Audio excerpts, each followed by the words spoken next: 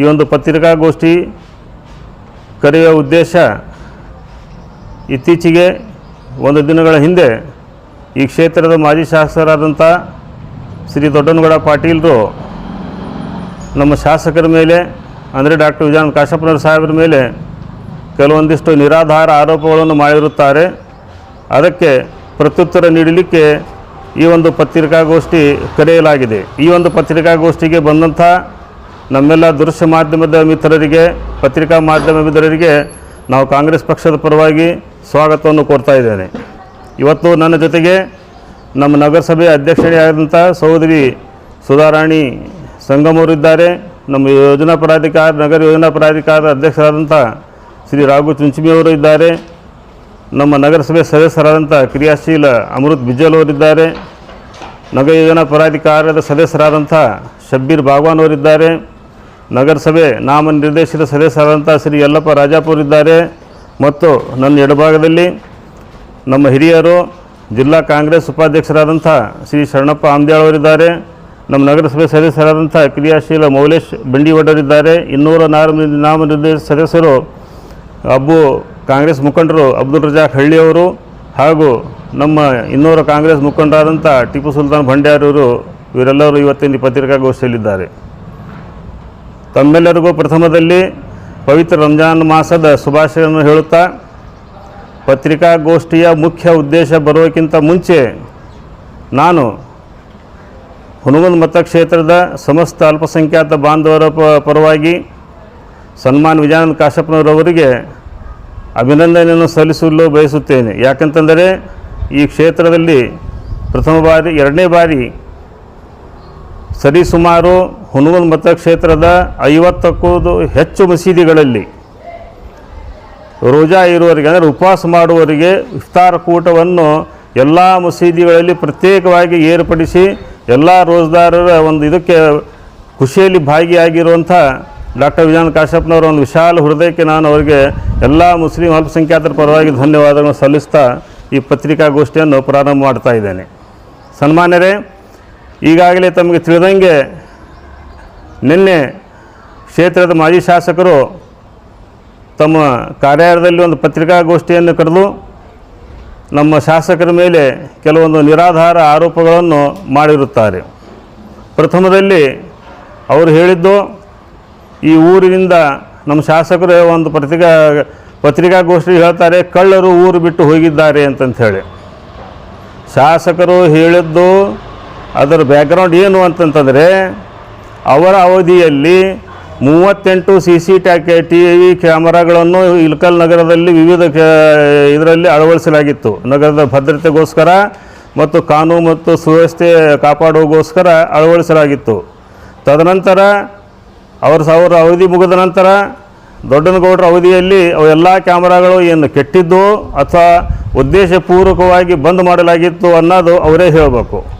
ನಂತರ ಮತ್ತೊಮ್ಮೆ ಶಾಸಕರು ಆರಿಸಿ ಬಂದ ಮೇಲೆ ಇಳಕಲ್ದ ವಿವಿಧ ಕಡೆ CCTV ಕ್ಯಾಮರಾಗಳನ್ನು ಅಳವಡಿಸಿ ಮತ್ತೊಮ್ಮೆ ಕಾನೂನು ಮತ್ತು ಸುವ್ಯವಸ್ಥೆಗೆ ಅನುಕೂಲ ಆಗಲಿ ಅಂಥೇಳಿ ಅದನ್ನು ಅಳವಡಿಸಲಾಗಿತ್ತು.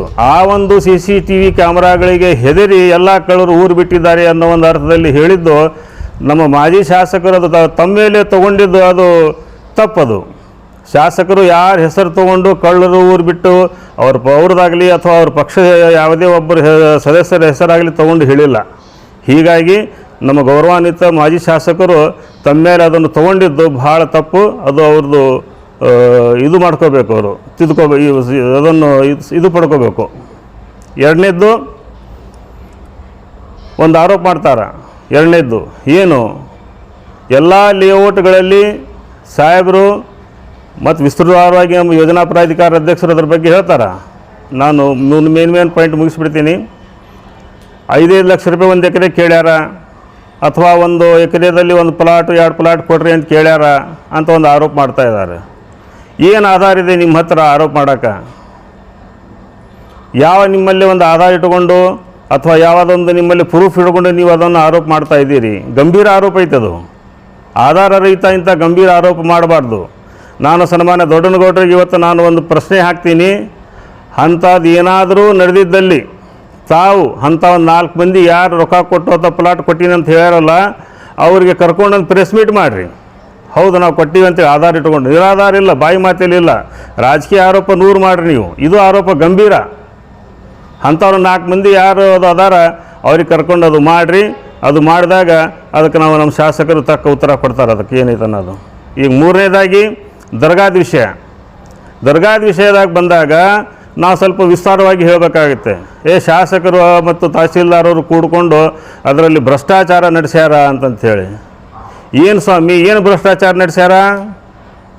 ಟೆಂಡರ್ ಕ್ಯಾನ್ಸಲ್ ಆಗಿದ್ದು 4 ಸತಿ ನಿಮಗೆ ಗೊತ್ತಿರಲಿ. ತಾವು ಮಾಜಿ ಶಾಸಕರು 3 ಬಾರಿ ಈ ಕ್ಷೇತ್ರವನ್ನು ತಾವು ಪ್ರತಿನಿಧಿಸಿರಿ. ದರ್ಗಾದ ವ್ಯಾಜ್ಯ ಈಗಾಗಲೇ ಕೋರ್ಟ್ನಲ್ಲಿರುತ್ತದೆ. ಕೋರ್ಟ್ ಆದೇಶ ಮೇರೆಗೆ ಆಡಳಿತಾಧಿಕಾರಿಗಳು ಅವ್ರು ಬಂದಾರ. ಆ ಆಡಳಿತಾಧಿಕಾರಿಗಳನ್ನು ಕೂಡಿಸಲಿಕ್ಕೆ ಸಹಿತ ನೀವೇ ಕಾರಣ. ನಿಮ್ಮ ಅವಧಿಯಲ್ಲೇ ಆಡಳಿತಾಧಿಕಾರಿ ಬಂದು ಕೂಡಿಸ್ಯಾರ. ಬೇರೆಯವರಿದ್ದರು, ಈಗ ಹೈಕೋರ್ಟ್ ಬೇರೆಯವ್ರಿಗೆ ಕೊಟ್ಟಿದ್ದೀರಿ ಅಧಿಕಾರ. ಅದು ಆಡಳಿತಾಧಿಕಾರಿನೇ ಹೌದಾ? ಏನಾಗಿದೆ? ನೀವು 4 ರಿಸಿಪ್ಟ್ಗಳನ್ನು ತೋರಿಸಿದ್ರಿ, ದೇಣಿಗೆ ಪಾವತಿಗಳನ್ನು. ಅಲ್ಲಿ ವ್ಯವಸ್ಥೆ, ನಾವು ಸಲಹಾ ಸಮಿತಿಯಲ್ಲಿ ಇದ್ದವರು, ಅಲ್ಲಿ ಒಂದು ಏನು ವ್ಯವಸ್ಥೆ ಇದೆ, ಪ್ರತಿ ವರ್ಷ ಸಾವಿರಾರು ಭಕ್ತರು ಪ್ರತಿ ವರ್ಷ ಬಂದು ತಮ್ಮ ಮನದಾಳದಿಂದ ಮುತ್ಯಾನಿಗೆ ಒಂದು ದೇಣಿಗೆ ಬರೆಸ್ತಾರೆ. ದಿನಾಲೂ ಅದು ಕಾಣಿಕೆ ಪೆಟ್ಟಿಯಲ್ಲಿ ಪಟ್ಟಿಗೆಯಲ್ಲಿ ಹಾಕೋದವ್ರು ಬೇರೆ, ಅದನ್ನು ಕೂಡ ತಹಸೀಲ್ದಾರರು ವಿಡಿಯೋಗ್ರಾಫಿ ಮುಖಾಂತರ ಅದನ್ನು ಎಣಿಸಿ ಎಲ್ಲರಿಗೂ ಲೆಕ್ಕ ಕೊಟ್ಟಾರ. ಆದರೆ ಉರ್ಸಿನ ದಿವಸ ಬಂದು ಬರ್ಸೋರು ಸಾಕಷ್ಟು ಸಾವಿರಾರು ಮಂದಿ ಇರ್ತಾರೆ. ಈಗ ಒಂದೇ ಪೌತಿ ಬುಕ್ ಆತಪ್ಪ ಅಂತಂತಂದ್ರೆ ಎಲ್ಲರಿಗೂ ಅನುಕೂಲ ಆಗೋದಿಲ್ಲ ಅಂಥೇಳಿ ದರ್ಗಾಕ್ಕೆ ಇರುವ 4 ಬಾಗಿಲುಗಳಲ್ಲಿ ಬೇರೆ ಹಾಕೋದವ್ರು ಬೇರೆ, ಅದನ್ನು ಕೂಡ ತಹಸೀಲ್ದಾರರು ವಿಡಿಯೋಗ್ರಾಫಿ ಮುಖಾಂತರ ಅದನ್ನು ಎಣಿಸಿ ಎಲ್ಲರಿಗೂ ಲೆಕ್ಕ ಕೊಟ್ಟಾರ. ಆದರೆ ಉರ್ಸಿನ ದಿವಸ ಬಂದು ಬರ್ಸೋರು ಸಾಕಷ್ಟು ಸಾವಿರಾರು ಮಂದಿ ಇರ್ತಾರೆ. ಈಗ ಒಂದೇ ಪೌತಿ ಬುಕ್ ಆತಪ್ಪ ಅಂತಂತಂದ್ರೆ ಎಲ್ಲರಿಗೂ ಅನುಕೂಲ ಆಗೋದಿಲ್ಲ ಅಂಥೇಳಿ ದರ್ಗಾಕ್ಕೆ ಇರುವ 4 ಬಾಗಿಲುಗಳಲ್ಲಿ ಬೇರೆ ಬೇರೆ ಬೇರೆ ಕಡೆ ತಹಸೀಲ್ದಾರವರು ನೇಮಿಸಿದ ಸಿಬ್ಬಂದಿಯೇ ಕುಂತಿರ್ತಾರೆ ಅಲ್ಲಿ ಬುಕ್ಕ ಹಿಡ್ಕೊಂಡು. ಈ ಒಬ್ಬರ ಕಡೆ ಒಂದು ಬುಕ್ಕ ಇರುತ್ತೆ, ಮತ್ತೊಬ್ಬರ ಕಡೆ ಒಂದು ಬುಕ್ಕ ಇರುತ್ತೆ, ಅಲ್ಲಿ ದರ್ಗಾದ ಆಫೀಸ್ನಲ್ಲಿ ಒಂದು ಬುಕ್ಕ ಇರುತ್ತೆ, ಮುಖ್ಯ ಭಾಗ ದ್ವಾರದಲ್ಲಿ ಒಂದು ಬುಕ್ಕ ಇರುತ್ತೆ. ಹೀಗಾಗಿ 8 ದೇಣಿಗೆ ಪುಸ್ತಕಗಳು ಇರ್ತಾವೆ. ನೀವು ಒಂದು ನಂಬರ್ ಹೇಳಿರಿ, 1100 ಚಿಲ್ಲರ ಒಂದು ಹೇಳಿರಿ, 15 ಚಿಲ್ಲರ ಒಂದು ಹೇಳಿರಿ, ಸಹಜ. ಆದರೆ ನಡಬಾರಕಲ್ಲು ಎಲ್ಲಿ ಹೋದವು ನೀವು ಪ್ರಶ್ನೆ ಮಾಡ್ತೀರಿ. ನಡಬಾರಕಲ್ದು ಈಗ ಒಂದು ಬುಕ್ ಆಯ್ತಪ್ಪ ಅಂತಂದರೆ ಸೀರಿಯಲ್ ನಂಬರ್ ನೀವು ಹೇಳ್ಬೋದು. ನೀವು ಬರೀ ನಿಮಗೆ ಬೇಕಾದಷ್ಟೇ 2 ಪೌತಿಗಳನ್ನು ತೆಗೆಸ್ಕೊಂಡು ನೀವು ದೇಣಿಗೆ ಈ ನಡಬಾರಕಲ್ಲಿ ಎಲ್ಲಿ ಹೋದು ಇರ್ತಾವಲ್ಲಿ ಆಫೀಸ್ನಾಗ. ತಾವು ಮಾಜಿ ಶಾಸಕರು ಕೇಳಿ ಮಾಹಿತಿ ಹಾಕೋದೇ ಕೇಳ್ರಿ, ಮತ್ತೊಂದರ ವ್ಯವಸ್ಥೆ ಕೇಳ್ರಿ, ಕೇಳಿ ಪಡ್ಕೋರಿ. ಮತ್ತೊಂದು ಹೇಳ್ತೀನಿ, ಮುತ್ಯಾನ ರೊಕ್ಕ ತಿಂದವರು ಈ ಊರಾಗ ಯಾರೂ ಉದ್ಯೋಗ ಆಗಿಲ್ಲ. ಮಠದ್ದಾಗಲಿ ದರ್ಗಾದ್ದಾಗಲಿ ಮಸೀದಿ ಆಗಲಿ ಇಂಥ ದೇವಸ್ಥಾನ ರೊಕ್ಕ ತಿಂದವ್ರು ಯಾರೂ ಉದ್ಧಾರ ಆಗಿಲ್ಲ. ಮುಂದುವರೆದು ಇನ್ನೊಂದು ಮಾತನ್ನು ನಾನು ಹೇಳ್ತಾ ಇದ್ದೀನಿ. ನೀವು ಕೂಡ ಈ ಕ್ಷೇತ್ರದಲ್ಲಿ 3 ಬಾರಿ ಶಾಸಕರಾಗಿ ಅಧಿಕಾರವನ್ನು ನಡೆಸಿರಿ. ನೀವು ದರ್ಗಾಕ್ಕೆ ಏನು ಉದ್ಧಾರಕ್ಕೆ ಏನು ಮಾಡಿರಿ? ನಿಮ್ಮ ದರ್ಗಾಕ್ಕೆ ಕೊಡುಗೆ ಏನಿದೆ? ವೈಯಕ್ತಿಕ ಕೊಡುಗೆ ಅಂತ ನಾನು ಕೇಳೋಗಿಲ್ಲ. ನೀವು ದರ್ಶನಕ್ಕೆ ಬಂದಿರೋ ಬಿಟ್ಟಿರೋದು ಅದು ನಿಮ್ಮ ವೈಯಕ್ತಿಕ ವಿಷಯ, ಅದು ನಾವು ಕೇಳೋಗಿಲ್ಲ.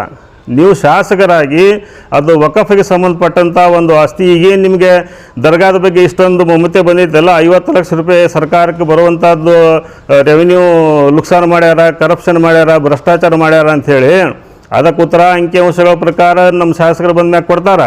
ನೀವು ತಹಸೀಲ್ದಾರ್ ಕಡೆ ನೀವು ಮಾಹಿತಿ ಕೇಳ್ಬೋದು, ಅವರು ಸ್ಪಷ್ಟ ಮಾಹಿತಿ ಕೊಡ್ತಾರೆ. ಮತ್ತು ತಹಸೀಲ್ದಾರವರು ಪ್ರತಿಯೊಂದು ರೂಪಾಯಿದು ಲೆಕ್ಕ ಕೋರ್ಟಿಗೆ ಒಪ್ಪಿಸಬೇಕಾಗಿದೆ. ನ್ಯಾಯಾಲಯಕ್ಕೆ ಅವ್ರ ಕಡೆ ಇಟ್ಕೊಳ್ಳೋಂಗಿಲ್ಲ, ನ್ಯಾಯಾಲಯಕ್ಕೆ ಒಪ್ಪಿಸಬೇಕಾಗಿದೆ. ಖರ್ಚು ಮಾಡಬೇಕಪ್ಪ ಅಂತಂದ್ರು ಟ್ರೈಬ್ಯುನಲಿಂದ ಪರ್ಮಿಷನ್ ತೊಗೊಂಡು ಖರ್ಚು ಮಾಡಬೇಕು. ಅವರು ಕಾನೂನು ಪ್ರಕಾರ ಮಾಡಕತ್ತಾರ, ಅವ್ರಿಗೆ ಕೇಟವ್ರು ಉತ್ತರ ಕೊಡ್ತಾರೆ. ಅದಕ್ಕೆ ನಾನು ಕೇಳೋದಿಷ್ಟೇ, ನೀವು ಕೂಡ ಈ ಕ್ಷೇತ್ರ ನಿಮಗೆ ರಾಜಕೀಯ ಜನ್ಮ ಕೊಟ್ಟಂಥ ಇದು ಕ್ಷೇತ್ರ. ಈ ಕ್ಷೇತ್ರದ 2 ಆರಾಧ್ಯ ದೇವರು, ಒಂದು ಚಿತ್ತೂರಿಗೆ ವಿಜಯ ಮಹಾಂತಪ್ಪನವರು, ಒಂದು ಮುರ್ತುಜಾ ಖಾದ್ರಿಯವರು. ಮುರ್ತುಜಾ ಖಾದ್ರಿಯವರ ದರ್ಗಾಕ್ಕೆ ನೀವು ಶಾಸಕರಾಗಿ 15 ವರ್ಷ ಇಲ್ಲಿದ್ದಾಗ ನಿಮ್ಮದು ಎಷ್ಟು ಸತಿ ಭೇಟಿ ಕೊಟ್ಟಿರಿ, ಅಥವಾ ನಿಮ್ಮ ಅದಕ್ಕೆ ಜೀರ್ಣೋದ್ಧಾರಕ್ಕಾಗಲಿ ಅಲ್ಲಿ ಬರುವ ಭಕ್ತಾದಿಗಳಿಗಾಗಲಿ ಯಾತ್ರಿಗಳಿಗಾಗಲಿ ಏನು ಸೌಕರ್ಯವನ್ನು ನಿಮ್ಮ ರೀತಿಯಿಂದ ನೀವು ಮಾಡಿರಿ ಅದು ನೀವು ಹೇಳ್ರಿ. ಏನಾರ ಸ್ವಲ್ಪರ ಒಂದು 4 ಕೊಠಡಿಯಾರ ಮಾಡಿರಿ ಅಲ್ಲೇ ಬಂದು ಯಾತ್ರಿಗಳಿಗೆ ಇಳಿಸ್ಕೊಳಕ? ಏನು ಮಾಡಿರಿ? ಸ್ವಚ್ಛತೆ ಸಲುವಾಗಿ ಏನಾರು ಮಾಡಿರ್ಯಾ? ಶೌಚಾಲಯ ಅಥವಾ ಬಂದವರಿಗೆ ಸ್ನಾನಗೃಹ ಆಗಲಿ ಶೌಚಾಲಯ ಆಗಲಿ ಇಳ್ಕೊಳ್ಳೋಕ್ಕಾಗಲಿ ಏನಾರು ಒಂದು ಮಾಡಬಹುದಾಗಿತ್ತಲ್ಲ. 15 ವರ್ಷಗಳ ಕಾಲ ನೀವು ಶಾಸಕರಾಗಿ ಈ ಕ್ಷೇತ್ರವನ್ನು ಪ್ರತಿನಿಧಿಸಿರಿ. ಒಬ್ಬ ಶಾಸಕ ಆರಿಸಿ ಬಂದ ಮೇಲೆ ಯಾವುದೇ ಪಕ್ಷದಿಂದ ಆರಿಸಿ ಬಂದಿಲ್ಲ. ಅದು ಕಾಂಗ್ರೆಸ್ ಇರ್ಬೋದು, ಭಾರತೀಯ ಜನತಾ ಪಕ್ಷ ಇರ್ಬೋದು, ಜನತಾದಳ ಇರ್ಬೋದು, ಮತ್ತೊಂದು ಇರ್ಬೋದು. ಅವರು ಪ್ರಮಾಣ ವಚನ ಸ್ವೀಕಾರ ಮಾಡೋದು ಸಂವಿಧಾನ ಮೇಲೆ, ಮತ್ತು ಯಾವುದೇ ಬೇರೆ ತಮ್ಮ ಪಾರ್ಟಿಯ ಮ್ಯಾನಿಫೆಸ್ಟೋ ಮೇಲೆ ಅಲ್ಲ, ಸಂವಿಧಾನ ಮೇಲೆ ನೀವು ಮಾಡಿದಾಗ ನಿಮ್ಮದೇ ಸ್ಲೋಗನ್ ಇದೆ, ಸಬ್ಕಾ ಸಾಥ್ ಸಬ್ಕಾ ವಿಕಾಸ್ ಅಂಥೇಳಿ. ಎಲ್ಲಿ ಸಬ್ಕಾ ವಿಕಾಸ ಆಗೈತೆ? ಎಲ್ಲಿ ಸಬ್ಕಾ ವಿಕಾಸ ಆಗೈತೆ ಹೇಳಿ? ದರ್ಗಾಕ್ಕೆ ಒಂದು ಇಟ್ಟಂಗೆ ಯಾರು ಇಟ್ಟಿರಿ ನೀವು? ಒಂದು 2 ಲೀಟ್ರ್ ಸುಣ್ಣಾರು ಬಡಿಸಿರಿ ನೀವು ನಿಮ್ಮ ಅವಧಿ ಒಳಗೆ? ಹಂಗಂದ್ರೆ ಮತ್ತು ನಿಮಗೆ ಇದು ವ್ಯವಹಾರ ಕೇಳೋಕ್ಕೆ ಏನು ಹಕ್ಕೈತೆ? ಆದರೂ ಕೂಡ ನಿಮಗೇನು ಗೌರವ ಕೊಡಬೇಕು ಮಾಜಿ ಅದ ಎಲ್ಲ ಸಕಲ ಗೌರವದೊಂದಿಗೆ ಮತ್ತೊಮ್ಮೆ ನಿಮ್ಮನ್ನು ನಾನು ಪ್ರಶ್ನೆ ಮಾಡ್ತಾ ಇದ್ದೀನಿ. ಇಲ್ಕಲ್ ಮುರ್ತಜಾ ಖಾದ್ರಿ ದರ್ಗಾಕ್ಕೆ ನಿಮ್ಮ ಅಧಿಕಾರ ಅವಧಿಯಲ್ಲಿ, ನಾವು ವೈಯಕ್ತಿಕವಾಗಿ ಕೇಳ್ತಾರಲ್ಲ, ಮತ್ತೊಮ್ಮೆ ಒತ್ತು ಕೊಟ್ಟು ಹೇಳ್ತಾ ಇದ್ದೀನಿ, ಅಧಿಕಾರ ಅವಧಿಯಲ್ಲಿ ನಿಮ್ಮದು ಕೊಡುಗೆ ಏನು? ಬಹಿರಂಗವಾಗಿ ಮತ್ತೊಂದು ಪ್ರೆಸ್ ಕಾನ್ಫರೆನ್ಸ್ ಮಾಡಿ ನೀವು ಹೇಳ್ರಿ. ಮೂರನೇದು,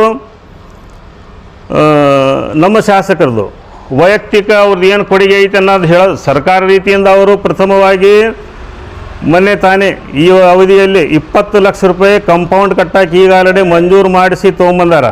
ಇನ್ನು ಕೆಲವೇ ದಿನಗಳಲ್ಲಿ ಸರ್ವೆ ಆಗಿ ಕಂಪೌಂಡ್ ಕೆಲಸ ಪ್ರಾರಂಭ ಆಗುತ್ತೆ. ಮತ್ತು ಅಲ್ಲಿ ಹಿಂದುಗಡೆ 1 ಕೋಟಿ ರೂಪಾಯಿದು ದೊಡ್ಡ ಶಾದಿ ಮಹಲ್ ನಿರ್ಮಾಣ ಹಂತದಲ್ಲಿದೆ, ನಮ್ಮ ಶಾಸಕರ ಅನುದಾನದಲ್ಲಿ, ನಮ್ಮ ಸರ್ಕಾರದ ಅನುದಾನದಲ್ಲಿ. ಇದು ಸರ್ಕಾರದ ಮಟ್ಟದಲ್ಲಿ ಮಾಡಿದ ಕೆಲಸ.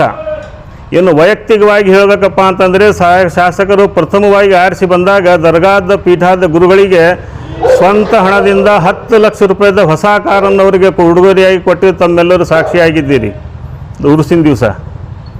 ಮತ್ತು ದೊಡ್ಡ ಸಾಹೇಬರಿಂದ ಹಿಡಿದು ಈಗೇನು ಅವ್ರ ಚಿರಂಜೀವಿಗಳು ಅದಾರಲ್ಲ, ಅವ್ರಿಗೆ ಯಾವಾಗಲೂ ಗೌರವದಿಂದ ಕಾಣುತ್ತಾ ಎಲ್ಲ ರೀತಿಯಿಂದ ಅವರಿಗೆ ಸಹಾಯ ಸಹಕಾರ ತಮ್ಮ ವೈಯಕ್ತಿಕವಾಗಿ ತಮ್ಮ ಸ್ವಂತ ಹಣದಿಂದ ಅವ್ರು ಮಾಡ್ಕೊತ ಬಂದಿದ್ದು ಇದು ಎಲ್ಲ ನಮ್ಗೆ ಗೊತ್ತಿದೆ. ಇದು ವೈಯಕ್ತಿಕ. ಇನ್ನು ಸರ್ಕಾರದ ಮಟ್ಟದಲ್ಲಿ ನಾನು ಹೇಳಿದ್ದೇನೆ, ಕಂಪೌಂಡಿಗೆ 20 ಲಕ್ಷ ತಂದಾರ, ಹಿಂದೆ 1 ಕೋಟಿ ರೂಪಾಯಿಗಿಂತ ಹೆಚ್ಚಿನ ಶಾದಿ ಮಹಲ್ ಕಟ್ಸೋಕೆ ಈಗಾಗಲೇ ಕಟ್ಟಡ ಆಗೈತೆ. ಇನ್ನೂ ಸ್ವಲ್ಪ ಫಂಡ್ ಬಂದ ಮೇಲೆ ಅದು ಕಂಪ್ಲೀಟ್ ಆಗುತ್ತೆ. ಅದು ಕಮಿಟಿ ವಿಸರ್ಜನೆ ಆಗಿದ್ದಕ್ಕೆ ಸ್ವಲ್ಪ ಕೆಲಸ ಹಿಂದೆ ಮುಂದೆ ಆಗೈತೆ. ಆದ ಕಾರಣ ಈ 3 ಆರೋಪವು ನಿರಾಧಾರವಾಗಿದ್ದು, ತಾವುಗಳನ್ನು ಇವು ಇನ್ನು ಮೇಲೆ ಇಂಥ ನಿರಾಧಾರ ಆರೋಪಗಳನ್ನು ಮಾಡೋದು ನಿಲ್ಲಿಸಬೇಕೆಂದು ತಮ್ಮಲ್ಲಿ ನಾನು ಕೇಳಿಕೊಳ್ಳುತ್ತಾ, ಇನ್ನು ಉತ್ತಾರದ ಬಗ್ಗೆ, ಉತ್ತಾರ ಯಾಕೆ ಬಂದ್ ಮಾಡ್ಯಾರ, ಯಾಕೆ ಕೊಡಕತ್ತಿಲ್ಲ ಅನ್ನೋದು ನಮ್ಮ ಯೋಜನಾ ಪ್ರಾಧಿಕಾರದ ಅಧ್ಯಕ್ಷರಾದಂಥ ರಾಘು ಚುಂಚಮೂರು ಹೇಳ್ತಾರೆ, ಕೇಳ್ರಿ. ಮಾಜಿ MLA ಅವರು ಉತ್ತಾರ ಕೊಡಬೇಡ ಅಂತಂದು ಆರೋಪ ಮಾಡಿದ್ದಾರೆ. ಯಾಕೆ ಉತ್ತಾರ ಕೊಡಬೇಕು, ಯಾಕೆ ಉತ್ತಾರ ಕೊಡಬಾರ್ದು ಅನ್ನೋದ್ರ ಬಗ್ಗೆ ಹೇಳಕ್ಕೆ ಇಷ್ಟಪಡ್ತೀನಿ ನಾನು. ಈಗಿನ ಲೇಔಟ್ನಲ್ಲಿ ಪ್ರತಿಶತ 100ರಷ್ಟು ಅಭಿವೃದ್ಧಿ ಆದ ನಂತರವೇ ಈಗ ಪ್ಲಾಟ್ ಉತ್ತಾರ ಕೊಡೋಕೆ ಅನುಮತಿ ಇದೆ. ಮೊದಲು 40-60 ಅನ್ನೋದೊಂದು ಇದು ಇತ್ತು. ಆದರೆ ಈಗಿನ ಒಂದು ಕಟ್ಟು ನಿಯಮದ ಪ್ರಕಾರ 100ಕ್ಕೆ 100ರಷ್ಟು ಅಭಿವೃದ್ಧಿ. ಅಲ್ಲಿ ಅಭಿವೃದ್ಧಿ ಅಂದರೆ ಏನು? ಅಲ್ಲಿ ನೀರಿನ ವ್ಯವಸ್ಥೆ ಇರಬೇಕು, ರಸ್ತೆ ವ್ಯವಸ್ಥೆ ಇರಬೇಕು, ಒಳಚರಂಡಿ ವ್ಯವಸ್ಥೆ ಇರಬೇಕು, ಲೈಟಿಂಗ್ ವ್ಯವಸ್ಥೆ ಇರಬೇಕು, ಗಟಾರ ವ್ಯವಸ್ಥೆ ಇರಬೇಕು. ಎಲ್ಲ ಮೂಲಭೂತ ಸೌಕರ್ಯಗಳನ್ನು ಒಳಪಡಿಸಿಕೊಂಡಿರುವಂಥ ಲೇಔಟಿಗೆ ಮಾತ್ರ ಉತ್ತಾರ ಕೊಡ್ರಿ ಅಂತಂದು ಹೇಳುವಂಥ ಒಂದು ಅರ್ಥದಲ್ಲಿ ನಮ್ಮ ಶಾಸಕರು ಹೇಳಿದ್ದಾರೆ. ಯಾವ ಉತ್ತಾರ ಕೊಡಬೇಡ ಅನ್ನೋದು ಇದು ಯಾವ ಉದ್ದೇಶಲಿದ್ದ ಹೇಳ್ಯಾರ ಅನ್ನೋದು ನನಗೀಗ ಅರ್ಥ ಆಗ್ತಾ ಇಲ್ಲ. ಯಾಕಂದರೆ ಉತ್ತಾರ ಯಾಕೆ ಕೊಡಬೇಡ ಅಂತಂದ್ರೆ, ಮುಂದೆ ಅಕಸ್ಮಾತಾಗಿ ಅವರು ಲೇಔಟ್ನವರು ಪ್ಲಾಟ್ ಮಾಡಿ ಅಲ್ಲೇನೋ ಉತ್ತಾರ ಕೊಟ್ಟಿದ್ದ ಕರೆ ಅಂತಂದ್ರೆ ಮುಂದೆ ನಮ್ಮ ಮುನ್ಸಿಪಾಲ್ಟಿಗೆ ಹೊರೆ ಆಗುತ್ತೆ. ಅಲ್ಲಿ ಮೂಲಭೂತ ಸೌಕರ್ಯಗಳನ್ನು ಒದಗಿಸ್ಕೊಡ್ಬೇಕಾದ್ರೆ ಎಲ್ಲ ಜನರು ಬಂದು ಕೇಸಿ, ಎಲ್ಲರೂ ನಗರಸಭೆಯ ಅಧ್ಯಕ್ಷರು, ನಗರಸಭೆ ಆಡಳಿತ ಮಂಡಳಿಗೆ ಬಂದು ಕೇಸಿ ಕೇಳ್ತಾರೆ. ಆದರೂ ಅಂಥ ಯಾವ ಉತ್ತಾರಗಳನ್ನು, ಅಭಿವೃದ್ಧಿಗೊಳ್ಳದೇ ಇರುವಂಥ ಉತ್ತಾರಗಳನ್ನು ಕೊಡಬೇಡ ಅಂತಂದು ಹೇಳಿದ್ದು ಸತ್ಯ.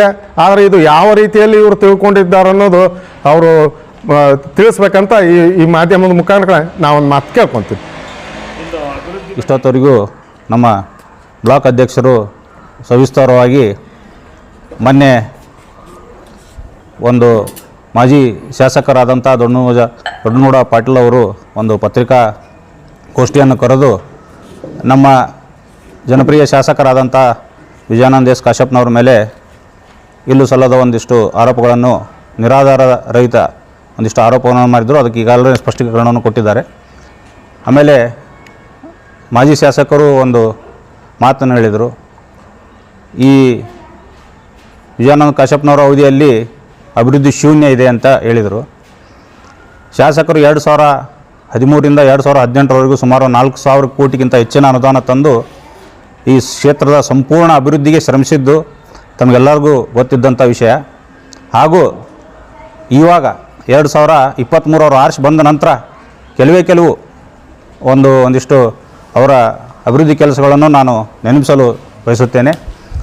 ಅವರು 2023ರಲ್ಲಿ ಶಾಸಕರಾದ ನಂತರನೇ ಅವರ ಕನಸಾದಂಥ ಇಳಕಲ್ಲಿಗೆ ಒಂದು ಬೃಹತ್ತಾದಂಥ ಒಂದು ಕೆರೆ ಇರಬೇಕು, ಅದಕ್ಕೆ ವಾಕಿಂಗ್ ಟ್ರ್ಯಾಕ್ ಇರಬೇಕು. ನಮ್ಮ ಇಲ್ಲಿ ಎಲ್ಲ ದೊಡ್ಡ ಊರಲ್ಲೇ ಬೆಂಗಳೂರು ಹುಬ್ಬಳ್ಳಿಯ ಮಾದರಿಯಲ್ಲಿ ಒಂದು ಸುಸಜ್ಜಿತವಾದ ಒಂದು ಕೆರೆ ನಿರ್ಮಾಣ ಮಾಡಬೇಕಂತ ನಮ್ಮ ಶಾಸಕರ ಒಂದು ಕನಸಿತ್ತು. ಅದಕ್ಕೆ ಆಲ್ರೆಡಿ ಚಾಲನೆ ಕೊಟ್ಟಿದ್ದಾರೆ. ಅದು ಕಾಮಗಾರಿ ಈಗ ಆಲ್ರೆಡಿ ಚಾಲನೆಯಲ್ಲಿದೆ.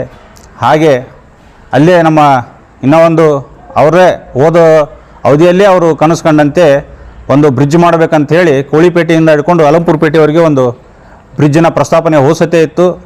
ಅದು 5 ವರ್ಷ ನಂತರ ಆಗಲಿಲ್ಲ. ಈ ಸತಿ ಮತ್ತೆ ಅದಕ್ಕೆ ನಾವು ಭೂಮಿ ಪೂಜೆ ಮಾಡಿ ಬ್ರಿಡ್ಜನ್ನು ಈಗ ಆಲ್ರೆಡಿ ಕನ್ಸ್ಟ್ರಕ್ಷನ್ ಕೂಡ ಸ್ಟಾರ್ಟ್ ಇದೆ. ಹಾಗೂ ಇಳಕಲ್ ನಗರದ ಎಲ್ಲ ವಿದ್ಯಾರ್ಥಿಗಳು ಹಾಗೂ ಯುವ ಜನತೆಗೆ ಸರ್ಕಾರಿ ಒಂದು ಕ್ರೀಡಾಂಗಣ ನಿರ್ಮಾಣ ಮಾಡಬೇಕಂತ ಹೇಳಿ ಅವ್ರದ್ದೊಂದು ಕನಸಿತ್ತು. ಅದಕ್ಕೂ ಕೂಡ ಈಗ ನಾವು ಭೂಮಿ ಪೂಜೆ ನೆರವೇರಿಸಿ ಅದು ಕೂಡ ಕಾಮಗಾರಿ ಪ್ರಗತಿಯಲ್ಲಿದೆ.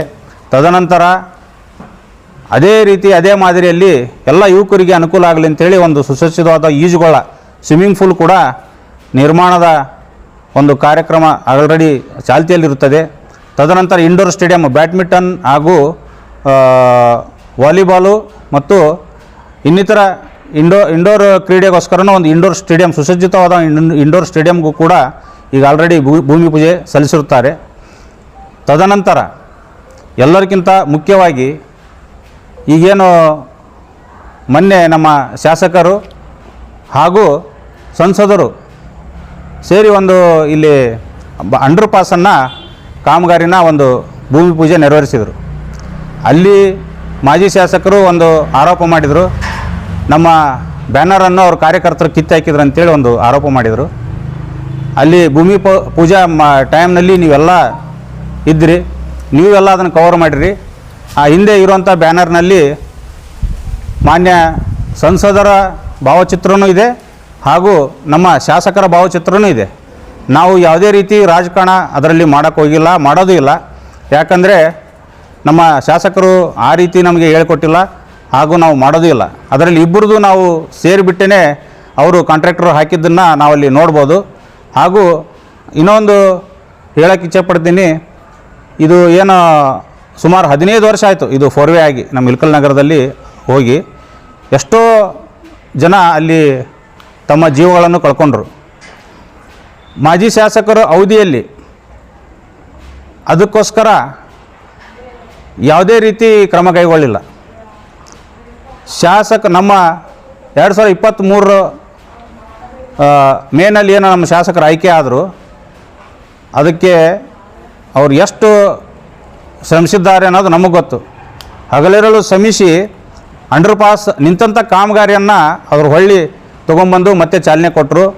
ಮತ್ತು ನೀವು ಅಲ್ಲಿ ನೋಡ್ಬೋದು, ಚಿತ್ರದುರ್ಗಲಿಂದ ಸೊಲ್ಲಾಪುರ ಇದು ಹೈವೇ ಇರೋದು. ಚಿತ್ರದುರ್ಗ ದಾಟಿದರೆ ಸೊಲ್ಲಾಪುರವರೆಗೂ ಒಂದೇ ಒಂದು ಕಡೆ ನೀವು ಟ್ರಾಫಿಕ್ ಸಿಗ್ನಲನ್ನು ನೋಡೋದಿಲ್ಲ. ಎಲ್ಲಿಯೂ ಯಾವ ಊರಲ್ಲಿಯೂ ಟ್ರಾಫಿಕ್ ಸಿಗ್ನಲ್ ನೋಡೋದಿಲ್ಲ. ಪ್ರಪ್ರಥಮವಾಗಿ ನಮ್ಮ ಇಳಕಲ್ ಜನರ ಹಾಗೂ ಆ ಕಡೆ ಬಾಗಿನ ಜನರ ನಮ್ಮ ನೇಕಾರರು ಜಾಸ್ತಿ ಜನ ನೇಕಾರ ಕಾಲನಿ ಇರೋದು ಹಾಗೂ ವಿದ್ಯಾಗಿರಿ ಹಾಗೂ UKP ಆ ಜನರಿಗೆಲ್ಲ ಒಂದು ವ್ಯವಸ್ಥೆ ಮಾಡಬೇಕಂತೇಳಿ, ಅವರ ಜೀವ ಒಂದು ರಕ್ಷಣೆ ಮಾಡಬೇಕಂತೇಳಿ ಶಾಸಕರು ಟ್ರಾಫಿಕ್ ಲೈಟನ್ನು ಅಳವಡಿಸಿದರು. ಅದು ಒಂದು ಅಭಿವೃದ್ಧಿನೇ. ಅದು ಬಿಟ್ಟು ಆಮೇಲೆ ಆದಿಬಸವ ನಗರಕ್ಕೆ ಎಷ್ಟೋ ಜನ ಅಲ್ಲಿಯೂ ಕೂಡ ಒಂದು ಜೀವವನ್ನು ಕಳ್ಕೊಂಡ್ರು ಎಲ್ಲರೂ. ಇದೇ ನಮ್ಮ ಮಾಜಿ ಶಾಸಕರು ಏನು ಆರೋಪ ಮಾಡಿದ್ರು, ಯಾವುದೇ ರೀತಿ ನೀವು ಯಾವುದೇ ರೀತಿ ನೀವು ಅಭಿವೃದ್ಧಿ ಮಾಡಲಿಲ್ಲ ಅಂಥೇಳಿ. ಈಗ ತಾನೇ ನೀವು ಹೋಗಿ ನೋಡ್ಬೋದು, ಈಗ ಆಲ್ರೆಡಿ ಸರ್ವಿಸ್ ರಸ್ತೆಯನ್ನು ಈಗ ಆಲ್ರೆಡಿ ಕಾಮಗಾರಿ ಚಾಲ್ತಿಯಲ್ಲಿದೆ, ಮುಗಿಯ ಹಂತದಲ್ಲಿನೂ ಇದೆ ಕೂಡ. ಆ ಎಲ್ಲ 500 ಆದಿಬಸವ ನಗರದ ಎಲ್ಲ ಜನರು ಶಾಸಕರಿಗೆ ಎಲ್ಲ ಒಂದು ಕೃತಜ್ಞತೆಯನ್ನು ಕೂಡ ಸಲ್ಲಿಸಿದರು. ಅದೇ ರೀತಿ ಈ ಅಭಿವೃದ್ಧಿ ಶೂನ್ಯ ಅಂತ ಹೇಳೋದಕ್ಕೆ ಹೋಗಬಾರ್ದು. ಯಾಕಂದರೆ ಅವರು ಇಷ್ಟೆಲ್ಲ ಅಭಿವೃದ್ಧಿ ಮಾಡಿದ್ದಾರೆ. ನಿಮ್ಮ ಕಾಲದಲ್ಲಿ ಏನು ಅಭಿವೃದ್ಧಿ ಮಾಡಿರಿ ನೀವು ಹೇಳ್ರಿ. ನಮ್ಮ ಕಾಲದಲ್ಲಿ ಅಭಿವೃದ್ಧಿಗಳನ್ನು ನಾವೇನು ಮಾಡೀವಿ ನಾವು ಹೇಳ್ತೀವಿ. ನಮ್ಮ ಶಾಸಕರು ಹಲವಾರು ಸತಿ ನಿಮಗೆ ಆಹ್ವಾನ ಕೊಟ್ಟಿದ್ದಾರೆ.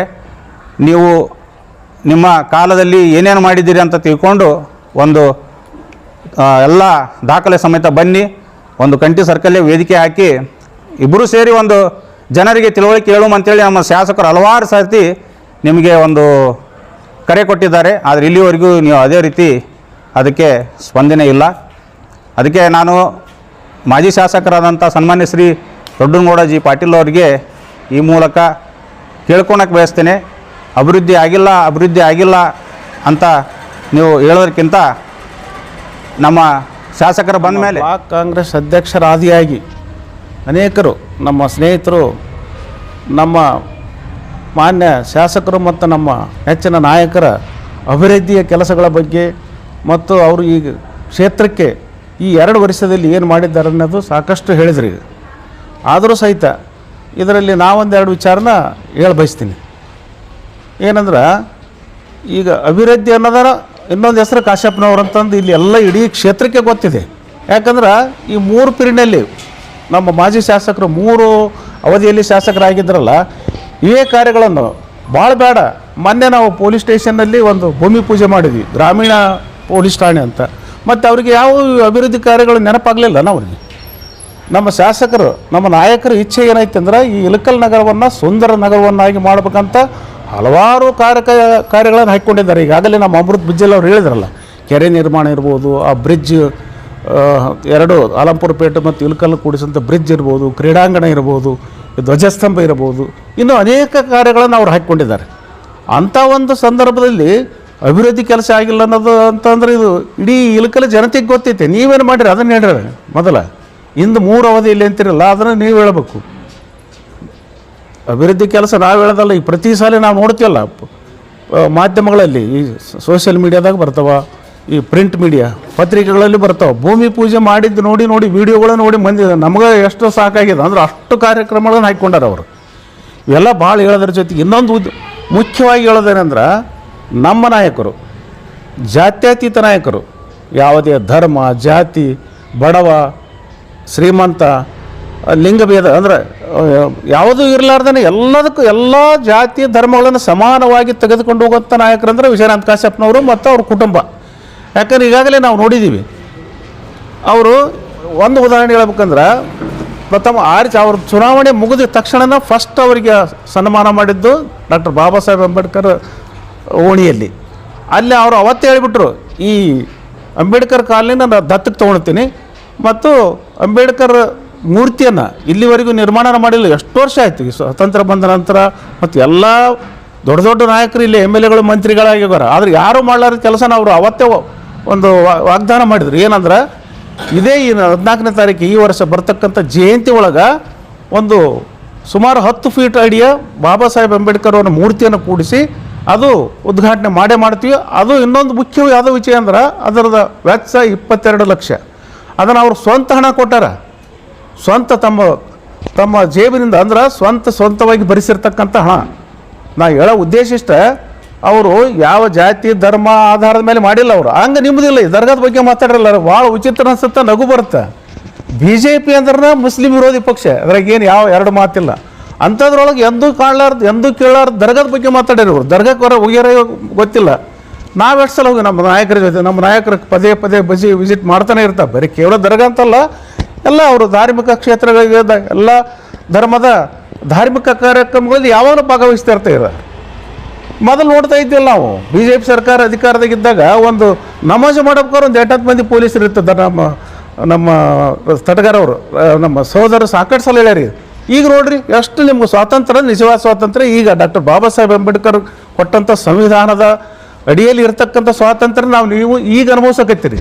ಅಂದ್ರೆ ಇಂಥ ಒಂದು ಕ್ರಿಯಾಶೀಲ ನಾಯಕರಿಗೆ ಸುಮ್ಮನೆ ಒಂದು ಏನಾದ್ರು ಒಂದು ಭ್ರಷ್ಟಾಚಾರ, ಯಾವುದೇ ಆರೋಪ ಇರೋದು, ಭ್ರಷ್ಟಾಚಾರ ಹೇಳಿದ್ರಲ್ಲ, ಹಂಗಿದ್ರೆ ತಂದು ಕುಂದು ನೀವು ಬರೆಯಲ್ಲ. ನಮ್ಮ ಶಾಸಕರು ಸಾಕಷ್ಟು ಬಾರಿ ಆಹ್ವಾನ ಕೊಟ್ಟರು. ಕಂಠಿ ಸರ್ಕಲ್ಗೆ 2 ಇದು ಹಾಕೋಣ, ಒಂದು ವೇದಿಕೆ ಹಾಕೋಣ, ಚರ್ಚೆ ಮಾಡಮ್ಮ, ನಿಮ್ಮ ಅಭಿವೃದ್ಧಿ ಕೆಲಸ ನೀವು ಹೇಳ್ರಿ, ನಾವು ಹೇಳ್ತೀವಿ ಅಂತ. ಅದು ಒಂದು ಒಂದು ಮನೋಭಾವನೆಯಿಂದ ಮಾಡಿರಲ್ಲ, ಅದೇನು ದೊಡ್ಡ ತಪ್ಪಲ್ಲ. ಅದ್ರ ಬಿಟ್ಟು ಸುಮ್ಮನೆ ಇಲ್ಲ ಸಲ್ಲದ ಆಧಾರ ರಹಿತ ಆರೋಪಗಳ ಮೇಲೆ ಅರ್ಥ ಇಲ್ಲ. ಒಂದು ಜವಾಬ್ದಾರಿ ಸ್ಥಾನದಲ್ಲಿ ಇರ್ತಕ್ಕಂಥ ಮಾಜಿ ಶಾಸಕರು ಸುಮ್ಮನೆ ಆರೋಪಕ್ಕಾಗಿ ಆರೋಪ ಮಾಡೋದು ಅರ್ಥ ಇಲ್ಲ.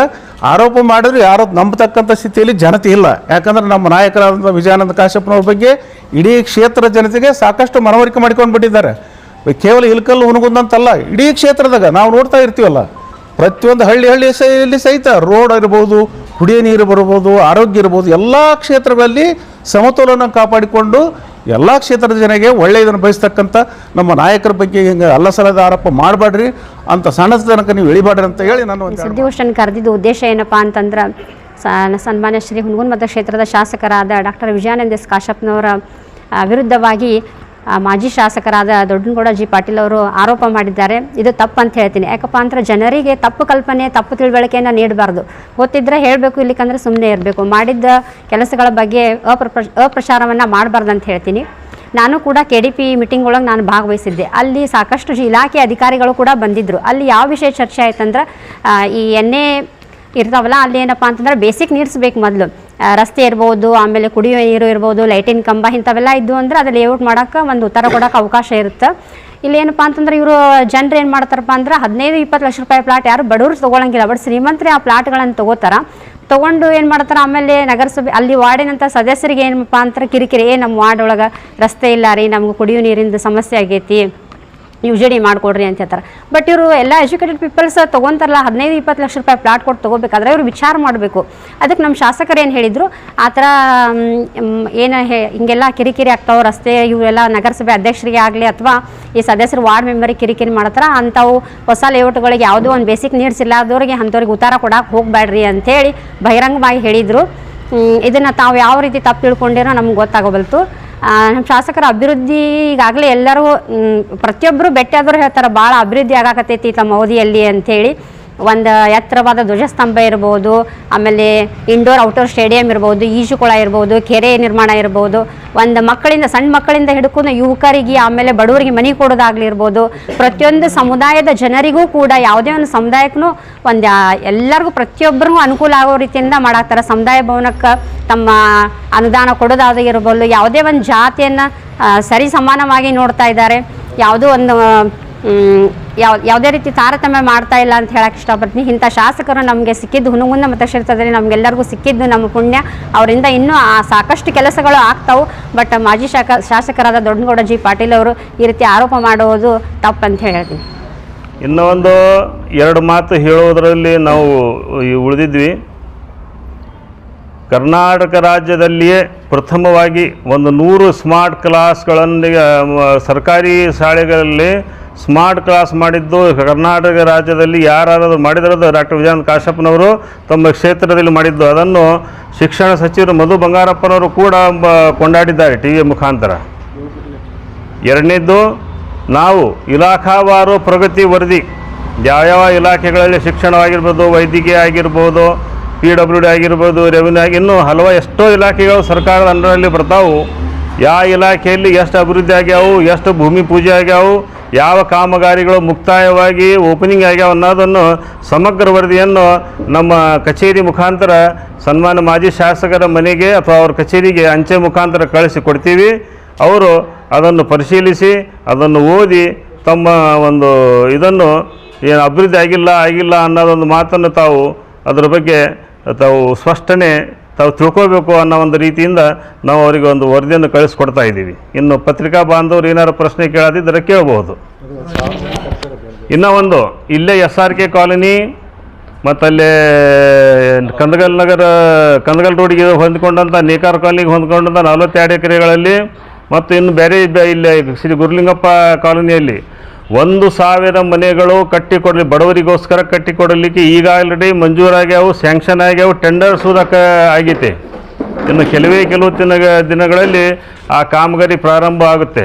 ಟೆಂಡರ್ ಪ್ರಕ್ರಿಯೆ ಆಗಿದೆ, ಕಾಮಗಾರಿ ಪ್ರಾರಂಭ ಆಗುತ್ತೆ. ಎಲ್ಲ ಇನ್ನು ಹೇಳಕ್ಕಂದ್ರೆ ಭಾಳ ಅಭಿವೃದ್ಧಿ ಒಂದೊಂದು ಹೇಳ್ಕೊಂತ ಹೋದ್ರೆ ಪತ್ರಿಕಾಗೋಷ್ಠಿ ಹೋಗಿ ಅದು ಒಂದು ಕಾರ್ಯಕ್ರಮ ಆಗುತ್ತೆ.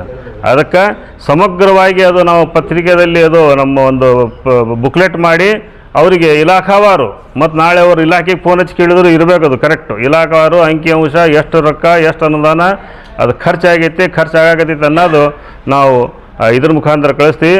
ವಿಶೇಷವಾಗಿ ಇನ್ನೊಂದು ಹೇಳ್ತೀನಿ, ಬೆಳಗಾವಿ ನಂತರ ಇಳಕಲ್ದಲ್ಲಿ ಅತಿ ಹೆಚ್ಚು ಧ್ವಜಸ್ತಂಭ ಉದ್ದದ ಎತ್ತರದ್ದು ತಾವು ಕೂಡ ಅದಕ್ಕೆ ಸಾಕ್ಷಿಯಾಗಿದ್ದೀರಿ. 100 ಫೂಟಿಂದ ಧ್ವಜಸ್ತಂಭ ಮತ್ತು ಈ ಭಾಗ್ಯದ ಇಡೀ ಕರ್ನಾಟಕದ ಇಡೀ ದೇಶದ ಆರಾಧ್ಯ ದೈವ ಶ್ರೀ ಅನ್ನ ಬಸವಣ್ಣನ ಒಂದು ಸರ್ಕಲನ್ನು ಮತ್ತೊಮ್ಮೆ ಅದಕ್ಕೆ ಪುನರುತ್ಥಾನ ಮಾಡಲಿಕ್ಕೆ ಕೂಡ ತಾವು ಸಾಕ್ಷಿಯಾಗಿರಿ. ಇನ್ನೂ ಕೆಲಸ ನೆನಪು ಮಾಡ್ಕೊಂಡು ಹೋದ್ರೆ ಭಾಳ ಅದಾವು.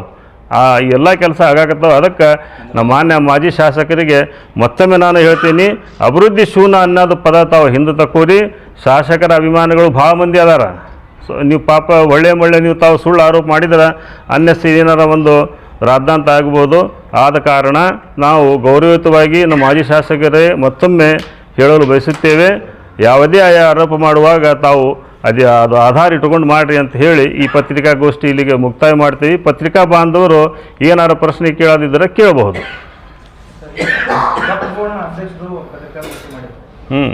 ಅದರಲ್ಲಿ ಏನು ಸಲಹಾ ಸಮಿತಿ ದರ್ಗಾ ಉಳಿಸಿಗೋಸ್ಕರ ಸಲಹಾ ಸಮಿತಿ ತಹಶೀಲ್ದಾರ್ಗೆ ಮಾನಸಿಕ ಹಿಂಸೆಯನ್ನು ಕೊಟ್ಟರು, ಚಿತ್ರಹಿಂಸೆ ಕೊಟ್ಟರು, ತಹಶೀಲ್ದಾರ್ ದಾರಿ ತಪ್ಪಿದ್ದು ನಿಜ ಅನ್ನೋ ಮಾತನ್ನು ಹೇಳಿದ್ರು. ತಮ್ಮ ಸ್ಪಷ್ಟೀಕರಣ ತಾವು ಸಲಹಾ ಸಮಿತಿ ಸ್ಪಷ್ಟೀಕರಣ ಸರ್.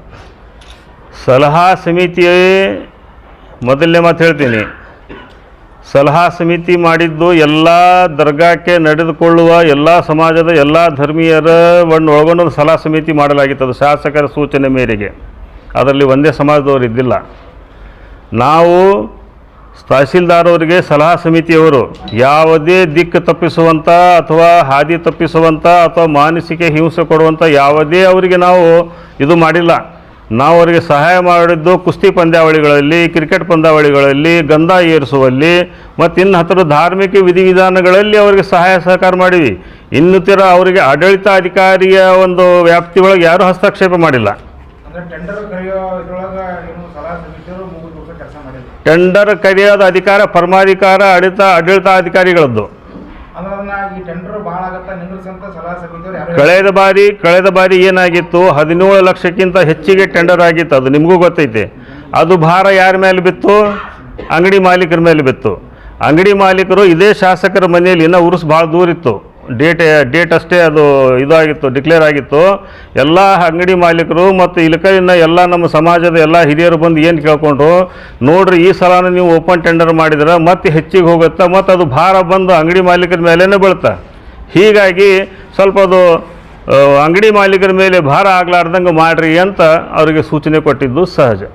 ಟೆಂಡರ್ ಹಾಕಿದವರು ನೀವು 18 ಲಕ್ಷ 20 ಲಕ್ಷ ಕೂಡಿದಾಗ ಒಂದು ಮಾತು ಬಂತು, ಅಂಗಡಿಗಾರ ವಜ್ಜಾಗುತ್ತೆ, ಯೂಸ್ ಮಾಡೋಕೆ ಬಂದಿರ್ತಾರೆ, ಹಣದ್ದು ನೀವು ದುಬಾರಿ ಆಗುತ್ತೆ, ಅವ್ರಿಗೆ ರೇಟ್ ಹೆಚ್ಚು ಮಾಡ್ಬಿಡ್ತಾರೆ ಟೆಂಡರ್ ಜಾಸ್ತಿ ತೊಗೊಂಡ್ರೆ ಅನ್ನೋ ಉದ್ದೇಶದಿಂದ ಟೆಂಡರನ್ನು ಮೊಟಕುಗೊಳಿಸಿ ಅಲ್ಲಿಗೆ ಆ ಟೆಂಡರನ್ನು ರದ್ದು ಮಾಡಿದ್ರು. ಮಹಾರಾಷ್ಟ್ರ ಮೂಲದವರಿಗೆ ಟೆಂಡರನ್ನು ಕೊಟ್ಟರು.